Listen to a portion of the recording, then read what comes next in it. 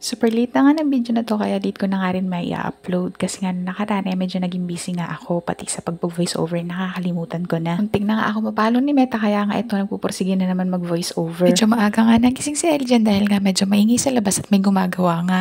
Medyo pause nga yung boses ko dahil nga medyo masama yung pakiramdam ko pero kahit masama ang pakiramdam nating mga nanay kailangan pa rin natong kumilos at magtrabaho at gawin ng mga gawaing bahay na maghapon ay kulang Kapag pa. Kapag kain nga ni Dada ng almusal ay nag-ayos na nga rin siya at pumasok sa trabaho. Si Ellie nga dyan, inilinisan ko na at nakatulog na nga din. Ito na nga at nagsisimula na nga rin ako ng trabahong bahay. Kapag lapag ko nga Ellie, sinimulan ko na nga yung mga tutupiin ko na nakatambak na ng ilang araw. Kahit nga lahat ay matapos natin ngayong araw ay kinabukasan meron na naman at masisimulan na naman ang mga gawain. Natagalan nga ako magtupi at mag-video dahil nga sobrang daming tupi ni halos nga hindi ko matapos. Kapag tapos ko nga magtupi ay inaya ko na nga yung dalawang bata para kumain dahil nga medyo late na nga para sa almusal. Late nga nagising tong dalawang bata dahil nga late din sila nakatulog. Pinagbibigyan ko nga maglaro sa gabi dahil nga minsan malapit na nga ang pasukan. Sabi ko nga sa dalawang bata magsandok na para makakain at ako na may maglalaba para magsampay dahil nga sayang ang init. Pagtapos ko nga magsampay sa labas ay umakyat na nga rin ako sa taas at nagtimpla ng kape. O siya, next time na nga lang ulit tayo magkantuan. Yun lang, salamat!